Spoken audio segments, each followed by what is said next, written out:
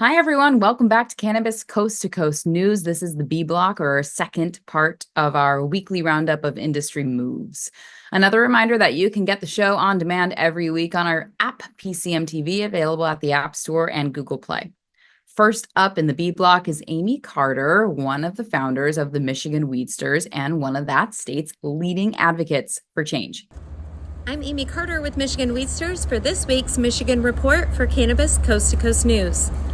From pickles to wellness, the Michigan family behind the largest pickle brand in the U.S., Vlasic Pickles, is set to launch Vlasic Labs, located in Commerce Township, which makes CBD products for both pets and humans. Redford, Michigan, dozens of hopeful entrepreneurs have reportedly been setting up tents outside Redford Township Hall for several days, hoping to be among the first to apply for a local license to operate a cannabis business in that area. Retail market blues. According to recent reports from Crane's Detroit Business, Michigan's remarkably low marijuana prices, averaging around 80 per ounce, are likely influenced by a considerable surge of illegal and unregulated marijuana entering the legal market. Doobie Act, a bill that passed a U.S. Senate committee in September, would allow individuals applying for federal government jobs to no longer be disqualified solely due to previous marijuana use.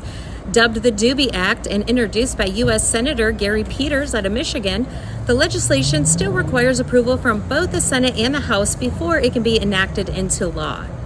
Has the flame dimmed for cannabis retail in Traverse City? Officials at Michigan cannabis companies have indicated that they anticipate additional dispensaries in Traverse City may shut down as supply continues to exceed demand in the tourist destination, especially with 10 dispensaries operating during the colder months. That's this week's Michigan Report. I'm Amie Carter for Cannabis Coast to Coast News. You live in Michigan and want to make the most out of marijuana, you need a medical card. Let's dive into 5 awesome reasons why. First, cost savings. Lower taxes mean more money in your pocket. Second, higher purchase limits. Medical card holders can buy and possess more, perfect for chronic conditions. Third, quality, potent products. Designate a caregiver to assist in meeting your needs for your medical conditions. Fourth, age requirements. Access is available for all ages, even minors, with the right consent and caregiver support. Finally, legal protections. More workplace and housing rights, and your card can be a legal defense in court. Head to MichiganWeedsters.com, click the link, and talk to a doctor from home for just $90, including the state fee. Your temporary card arrives via email right away. Remember to put Michigan Weedsters in the drop-down when asked how you heard about us. Together, we grow.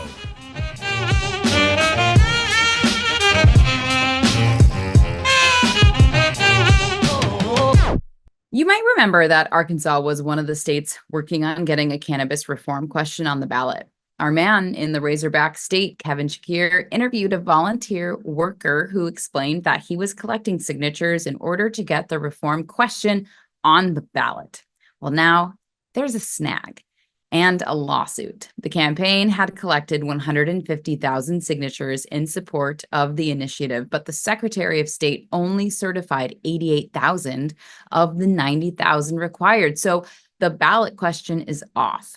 Arkansans for Patient Access was the group out in the streets trying to collect the signatures. And now that the question has been pulled from the ballot, falling just 2,000 names short. The lawsuit claims, though, that the Secretary of State, John Thurston, used a narrow interpretation about who was responsible for collecting the signatures and basically omitted thousands collected by volunteers. Thurston claims that the law states these signatures had to be collected by the sponsor of the question, not volunteers. Did you know that there is an award show for cannabis music? Well, not only is there one, but it's the 6th year of this unique category for the cannabis industry. Of course, the award show was in Las Vegas, Nevada, and Tina Tasaka found some new friends. I'm Tina Tasaka with 420 Technologies, and this is the Nevada and Tribal Nations report for Cannabis Coast to Coast News. There's more growing news for the Minnesota tribes as they actively expand operations. Minnesota cannabis businesses are nearing the final phase of securing licenses for 2024, but tribal operations could give them early competition. Sean Weber of Crested River plans to expand into marijuana with his current hemp business, but nearby tribal businesses with the Lower Sioux Reservation may be up and running first. Tribes are negotiating with the state to open dispensaries off reservations, adding to the competition.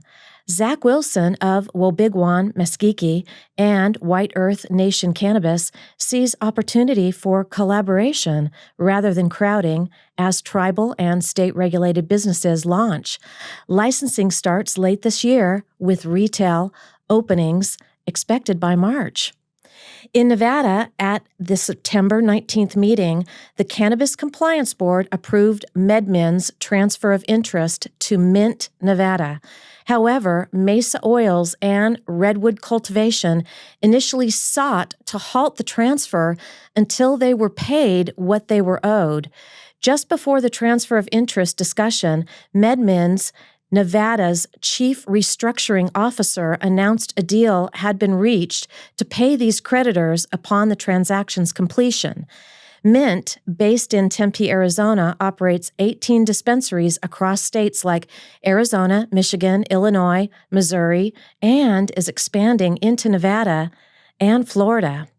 And lastly, coming fresh off the Nevada Cannabis Music Awards Festival, and I had to say that about 10 times, maybe 100, the results and winners are in. I wish I could mention everyone and every category because everyone in this industry works so hard and so many deserve to be on that stage. Some of the highlights include Best Hybrid Flower, Head Cheese, Polaris. Best Indica Flower, Master X, Bubba Kush, Polaris. Best Vape, Rove. Rick Simpson Oil, Permanent Marker, RSO, by Grower Circle. All in all, it was a fun-tastic night with high energy, and the Chamber of Cannabis was there with new board members. And at the end of the night, Party Man Live, they busted in. Here tonight at the Cannabis Awards here in Nevada. Well, we are Party Man Live, entertainment out of Vegas. We do DJ and mascot parties. We do any party. All parties matter. But anyway, we came to celebrate the cannabis. We came to listen to the good music, vibe with the good people, and have a great time. And that was a great interview. I'm Tina Tasaka with Nevada and Tribal News, and this is Pro Cannabis Coast to Coast News. Many new adult use states tend to oversaturate the market with people and groups that apply for licenses, but the oversaturation of the market has hurt many new markets. Now this week, regulators in Vermont have stopped accepting any new cannabis retail and some cultivation applications for licenses. The move is to curb the problem of retail saturation. There are 79 dispensaries in the Green Mountains state and just over 12,000 in the country. There are 292 dispensaries in Arizona, but our regular Arizona reporter Karen Black is on vacation this week. One of the most vocal advocates in that state is Allison Benedict, and she is filling in for Karen. She's also coming off a brilliant appearance on Montel Williams' podcast, Let's Be Blunt. Here's Allison. I'm Allison Benedict from Pause Consumption, filling in for Karen Black with the Arizona Cannabis Report for Cannabis Coast to Coast News. Let's dive into some of the top related stories this week. A recent ruling by the Arizona Court of Appeals brings some clarity to cannabis and driving laws. The court ruled that drivers who use cannabis aren't automatically guilty of a DUI just because they tested positive for marijuana. The decision highlights that impairment needs to be proven, not just the presence of THC in someone's system. This is an important ruling as it addresses the complexity of determining impairment, considering how long THC can stay in the body after use. In California, cannabis lounges are setting a new standard for social consumption. A recently passed law allows licensed dispensaries to serve food and host live music events, creating a more immersive experience for patrons. This shift not only elevates cannabis culture, but also provides a safe and controlled environment for consumption. It's a model that could inspire other states, like Arizona, where consumption lounges are not yet legal, allowing regulated social spaces for cannabis use, along with entertainment and dining, could help address concerns about public consumption and bring cannabis further into the mainstream. States looking to enhance both public safety and the customer experience should take note of California's approach. And back here in Phoenix, something unexpected is turning heads. A large naked statue of Donald Trump has been placed near a dispensary in central Phoenix. It's causing quite the stir. The art piece is a throwback to a series of similar statues that popped up around the U.S. in 2016. The statue has already sparked conversation and debate, and many are wondering, how long will it remain on display? That's all for this week's Arizona Cannabis Report. I'm Allison Benedict from Pause Consumption, reporting for Cannabis Coast to Coast News. Now we turn to the Lone Star State of Texas, where hemp-derived products dominate the market. There are cities and towns protesting the governor's anti-cannabis stance by voting to decriminalize possession, with Austin already implementing their own laws. And now the question is, what are they going to do with all the hemp-derived Delta-8 products? They sell like hotcakes in Texas, with the feds now working on an FDA-controlled set of regulations. The Texas State Supreme Court might rule before the feds even have their bill passed. Here's our Lone Star State correspondent, Lisa Williams. I'm Lisa Williams, founder of the Toke Agency, bringing you the Texas Cannabis Report for Cannabis Coast to Coast News. Howdy, y'all. Texas is heating up again in the hemp world, and this time, stakes are higher than ever. The Texas Supreme Court is set to decide on a 2021 lawsuit challenging the state's attempt to ban Delta-8 THC. If they rule against it, it could really shake up the entire hemp market here in Texas. For now, businesses are operating under an injunction, but that protection could vanish. Cynthia Carrera from the Texas Hemp Business Council says this case goes beyond just Delta-8. It could really impact all hemp-derived cannabinoids. And this just isn't about numbers. It's personal. Veterans are stepping up, saying they rely on hemp for relief. And if the ban goes through, they will be left with nothing. Add to that fact that Texas's medical marijuana program is so restrictive, with only 12,000 registered patients, that many Texans are turning to hemp products instead of dealing with the red tape. On top of that, economist Bo Whitney says hemp brings in major tax revenue. An estimated $8 billion impact in 2022, with $6 billion coming from direct sales alone. This makes the Texas hemp market a powerful economic force, but it's under threat as legislatures and businesses fight over who controls the market. With the decisions expected in 2025, the battle isn't over. And trust me, whichever way this goes, Texans won't give it up without a fight. This is also personal to me, as I just acquired a brand called Hello Again Products, which is currently manufactured in California.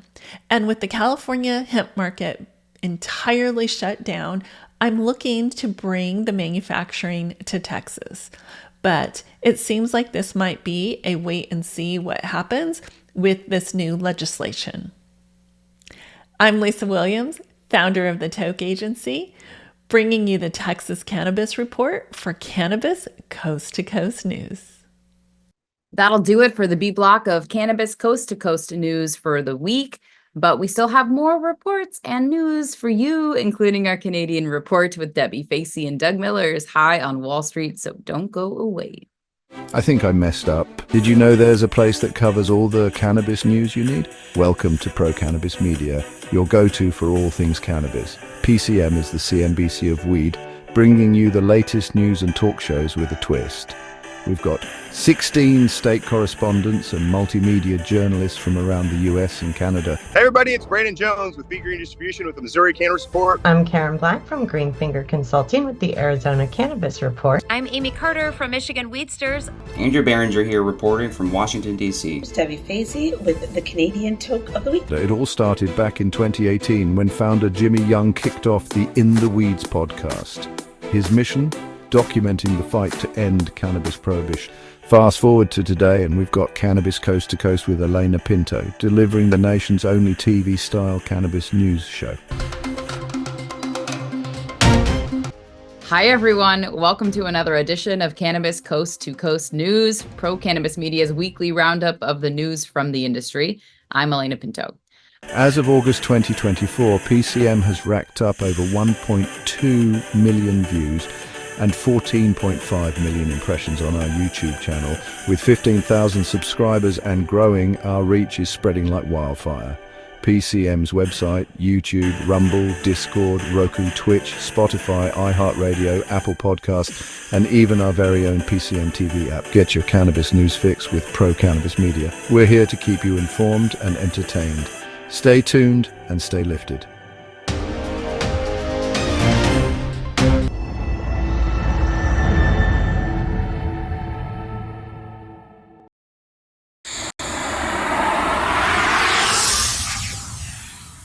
It's a whole new world of weed out there, isn't it? Everyone is learning new ways to titrate, ingest, consume, imbibe, and engage with this plant medicine we call cannabis. Now, let me tell you my cannabis story. You know, I've had 4 major surgeries in the past 23 years and suffer from osteoarthritis with a variety of metal parts in my body and one on deck. Now, thanks to those chronic pain issues, I've been a medical patient in Massachusetts for almost 10 years now. I remember my first trip to a dispensary just outside of Boston, and I told the bud tender I didn't want to smoke it anymore. So I tried edibles, then tinctures, then vaping, and now if I'm going to smoke, I only use the Weedgets filtration system. What? The Weedgets.com, Weedgets, that's weed, W-E-E-D, G-E-T-S.com, is where you'll find the planet's coolest product that cools the smoke from everyone's favorite flower. The guy that started this was a pretty good medical device manufacturer, and he created this maze pipe that cools the smoking process from 1300 degrees Fahrenheit upon inflammation down to just 90 degrees when it reaches your mouth. That's right, 1300 down to 90. That's why this maze pipe is amazing. Now, add in the code of PCMTV and you get 15% off. So just go to Weedgets.com and check out the best way to enjoy a cooler smoke with less coughing and hacking and more peace of mind.